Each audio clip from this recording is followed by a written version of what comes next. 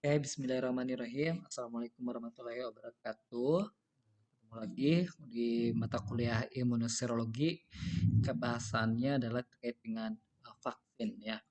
Nah, mungkin saat ini juga lagi heboh ya, mungkin tentang vaksin. Jadi kalian pasti tahu apa itu vaksin gitu ya, karena sekarang di wabah pandemi ini salah satu pencegahan preventif ya, jadi preventif pencegahan untuk COVID-19 itu dengan vaksinasi atau karena disebabkan infeksi virus ya, virus SARS-CoV-2 gitu ya.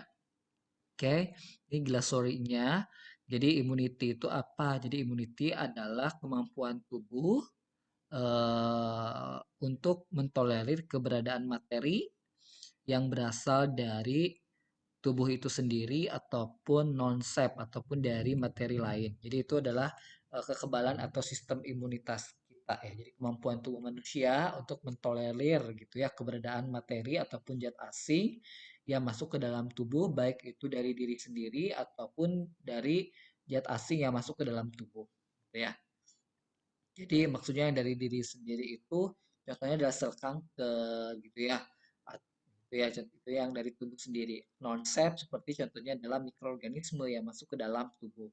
Nah, di sini ada antigen. Apa itu antigen? Antigen adalah makhluk hidup, bisa virus ataupun bakteri ataupun substansi yang nanti dapat menginaktivasi atau mengaktifkan respon imun gitu ya. Jadi nanti yang merangsang sistem imun nanti menghasilkan suatu antibodi, nah itu disebut dengan antigen.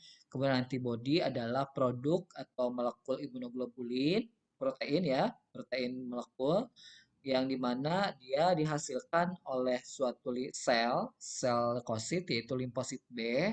Nanti tujuannya adalah mengeliminasi antigen. Jadi antibodi ini dihasilkan karena adanya antibodi itu ya. Jadi itu respon tubuh dan dihasilkan oleh satu limfosit, sel limfosit.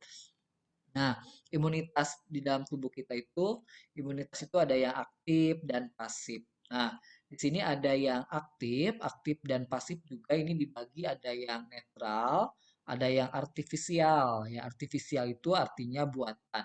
Kalau netral atau natural gitu ya, bukan netral, natural itu artinya dia memang didapatkan dari lingkungan gitu ya secara alamiah. Nah, di sini ada active immunity. Active immunity itu adalah sistem imun yang didapatkan dari antigen spesifik humoral dan seluler immunity. Jadi eh, active immunity itu disebabkan karena tubuh mendapatkan antigen nanti sehingga antigen tersebut menyebabkan menginduksi pembentukan antibodi, yaitu active immunity. Sedangkan yang pasif immunity itu dia transfer antibodi tanpa harus si tubuh itu menghasilkan antibodi. Jadi ditransfer langsung gitu ya. Kayak terapi sekarang ya. Jadi eh, terapi serum atau orang yang sudah terkena COVID, nah si apa namanya istilahnya kovalen, nah ya serum kovalen serum dari orang yang terinfeksinya itu nanti didonorkan gitu ya, didonorkan ke orang yang terinfeksi COVID gitu. Nah, itu ya. Nah, ini ya, jadi ditransfer atau transplasenta juga bisa melalui ibu hamil ya. Kemudian di sini temporer atau dia berbatas waktu gitu ya, lebih cepat hilangnya. Yang kalau yang pasif, jadi pasif itu pemberian antibodi, kalau aktif itu pemberian antigen. Baik pemberian antigennya itu bisa disebabkan oleh melalui vaksinasi secara artifisial ataupun nanti didapatkan melalui infeksi secara langsung gitu ya, tubuh terkena ya, terinfeksi secara alami gitu ya. Kemudian nanti tubuh akan merasakan antibodi gitu ya. Kalau natural itu pasif natural itu contohnya adalah ketika seorang ibu memberikan suatu antibodi pada susu kolostrum. Nah, itu ya, itu pasif immunity. Nah, ini nanti ya bisa dilihat. Oke, nah ini definisi vaksin. vaksin adalah produk dari makhluk hidup, ya dari suatu makhluk hidup yang dapat meningkatkan imunitas, ya, dan nanti sifatnya adalah immunity again disease. Jadi ketika infeksi selanjutnya dia sudah siap gitu ya. Kemudian dia juga bisa preventif. Jadi profilaktik ya. Jadi preventif untuk kasus yang belum dia pernah terjadi gitu ya. Atau treatment terapeutik ya. Kemudian vaksin ini bisa dalam bentuk cair ya, yang di bentuk cair yang diinjeksikan atau yang diteteskan. Contohnya vaksin polio ya, ada juga intranasal. Itu cara pemberiannya ya. Nah, ini beberapa perkembangan vaksin. Pertama kali memang vaksin itu pada smallpox ya atau virus cacar. Nah, ini merupakan jenis vaksin hidup yang dilemahkan. Ini tahun awalnya 1798 ya. Ini oleh Edward Jenner ya di tahun 1979 itu vaksin pertama kali diproduksi. Nah, ini perkembangan selanjutnya ada rabies, kolera ya gitu ya. Nah, ini macam-macam vaksin. Jadi vaksin itu ada yang vaksin dari virus atau mikroorganisme yang di apa namanya? Nitwid itu. Jadi virus ini ya, virusnya hidup tetapi tidak menyebabkan dia mati atau dilemahkan gitu ya. Dilemahkan gitu ya. Dilemahkan ya. Dilemahkan. Nah, ini eh, advantage ya, keuntungannya dia bisa menginduksi respon infeksi secara natural ya seperti alamiah gitu ya. Kalau ke kerugiannya di sini tidak direkomendasikan untuk wanita hamil dan nanti bisa menyebabkan imunokompromis. Jadi dia nanti bisa lebih berbahaya gitu, lebih patogen. Contohnya adalah di sini rubella, MOV, yellow fever, kemudian ada inaktif virus-virus yang dilemahkan atau dimatikan, yang dimatikan. Nah, kalau inaktif dimatikan, kalau ini virus hidup yang dilemahkan gitu ya. Nah, ini adalah jadi dia sudah tidak patogen lagi kalau yang Trinitude ya. Kemudian kalau yang inaktivasi, yang dilemahkan atau dimatikan, ini keuntungannya dapat menginduksi antibodi secara umum, tetapi memerlukan kekurangannya itu memerlukan jumlah yang lebih banyak. Contohnya ini virus influenza, rabies, hepatitis A. Kemudian ada yang protein subunit yaitu adalah bagian dari protein atau komponen dari patogen atau antigennya tersebut ya. Nah, ini kelebihan dan kekurangannya ya. Nah, ini bisa menyebabkan demam gitu ya pada injeksi. Kemudian kurang imunogenik sehingga nanti tidak menyebabkan respon imun ke lebih apa?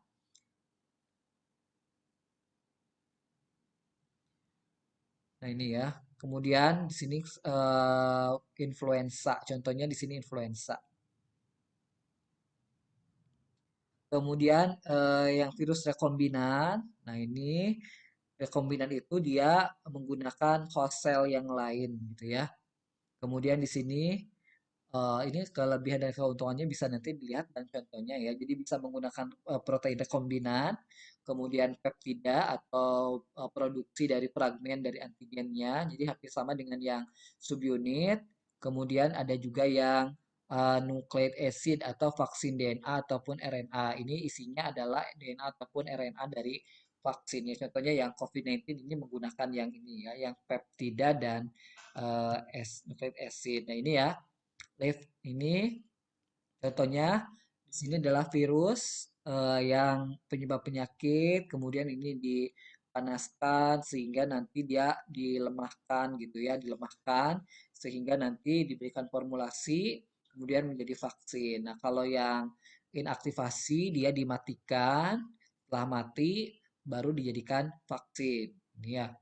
Nah, kalau ini rekombinan itu ini penyebab agen penyebab penyakitnya, kemudian DNA-nya, kemudian dikoding ke ekspresi sel. Contohnya di sini adalah bakteri, kemudian nanti bakteri tersebut menghasilkan eh, protein ya. Nah, protein itulah yang dijadikan sebagai antigen, kemudian antigen ini yang menjadikan vaksin gitu ya. Kemudian kalau toksoid, toksoid adalah berarti racunnya ya, racun dari hasil dari bakterinya menghasilkan racun dan racunnya ini yang kemudian dilemahkan sehingga nanti menjadi vaksin ya, diinaktivasi. Nah, ini adalah contoh struktur dari virus ya. Jadi nanti ada bagian reseptor yang menyebabkan menginduksi ini ya. Jadi menginduksi, namanya menginduksi. Ini kan AC2 reseptor itu adalah dia di mana si virus ini bisa masuk ke dalam tubuh. Nah, ini bagaimana mekanismenya ya. Mekanismenya di si virus ini masuk ke dalam tubuh melalui ini nih reseptor AC2. Kemudian nanti dia bereplikasi virus tersebut ya. Nah, nanti bereplikasi memperbanyak diri dan sisa virus ini nanti bisa oleh sel dendritik ditangkap, kemudian nanti menginduksi sel T helper ya. Jadi ini sel fagosit ya. Sel fagosit, kemudian nanti sel T helper ini menginduksi sel B untuk menghasilkan antibodi sehingga nanti antibodi itu bisa mengeliminasi atau menghilangkan si apa namanya destroys virus tersebut ya, atau sel yang sudah mati menggunakan sel sitotoksik ya. Ini contoh vaksin. Jadi beberapa ya, ada yang DNA. Nah, ini ya. Yang ini adalah bagaimana ketika first expose penyakit, ketika first penyakit tidak divaksin, maka itu kemungkinannya bisa mati, bisa lumpuh gitu ya, cacat ataupun bisa sehat kembali. Tetapi kalau next expose, expose yang kedua karena dia tubuh sudah memberikan antibodi, maka dia tidak menyebabkan sakit. Nah, ini ya bagaimana mekanisme bagaimana antigen itu nanti karena tubuh itu kan sudah menghasilkan antibodi. Nah, karena tubuh itu di sini pertama antigen, nanti oleh sel T, kemudian nanti sel B menghasilkan antibodi dan antibodi inilah yang akan mengeliminasi atau mendestroy atau mendestruksi dari bakterinya atau virusnya tersebut ya. Kalau di sini antigen recognition atau di sini artinya pada infeksi yang kedua ya, pada infeksi kedua maka si tubuh itu sudah menghasilkan antibodi sehingga langsung akan menghasilkan atau membunuh ini gitu ya. Kalau ini vaksin antigen sama ya. Jadi mekanisme vaksin dengan yang ini sama. Jadi kalau vaksin itu sama mekanismenya seperti infeksi natural ya. Jadi bagaimana nanti si antigen ini nanti oleh sel T kemudian menginduksi sel B menghasilkan antibodi, kemudian nanti antibodi ini bisa melisiskan atau mendestruksi si sel apa sel yang akan dieliminasi atau virus tersebut gitu ya. Nah, ini adalah bagaimana mekanismenya. Ini vaksin World Virus, jadi vaksinnya yang dimatikan ya. Ini semua komponen virus masuk ke dalam tubuh, nanti menginduksi antigen presenting cell, kemudian nanti antigen presenting cell akan menginduksi respon imun. Nah, sama yang diinaktivasi atau yang terduit sama ya, yang mati ataupun yang dilemahkan. Jadi nanti mekanismenya sama. Jadi nanti ini sel fagosit ini nanti menginduksi sel T nanti menginduksi sel B menghasilkan antibodi. Ya. Nah ini juga sama kalau ini adalah bagian proteinnya. Nanti proteinnya ini diinduksi, nah di fagosit ini sama sel fagosit sama dendritik ya. Kemudian nanti dia merespon imun menginduksi sel T, sel B dan nanti menghasilkan antibodi. Ini juga sama virus like protein. Kemudian ini menggunakan viral vector sama ya menginduksi melalui ini dulu tapi ini masuk ke dalam tubuh nanti tubuh yang mereplikasi baru nanti masuk ke dendri jadi tubuhnya mereplikasi virus-virus ini gitu ya. Nah ini juga DNA sama ya jadi DNA itu nanti si DNA-nya menempel dengan DNA manusia atau RNA manusia jadi bagian dari virusnya kemudian nanti membentuk antigen antigennya baru menginduksi sel limfosit, sel fagosit nanti menginduksi limfosit T, limfosit B dan menghasilkan antibodi. Nah, ini adalah eh, pentingnya vaksinasi, yaitu melindungi individu dari penyakit, kemudian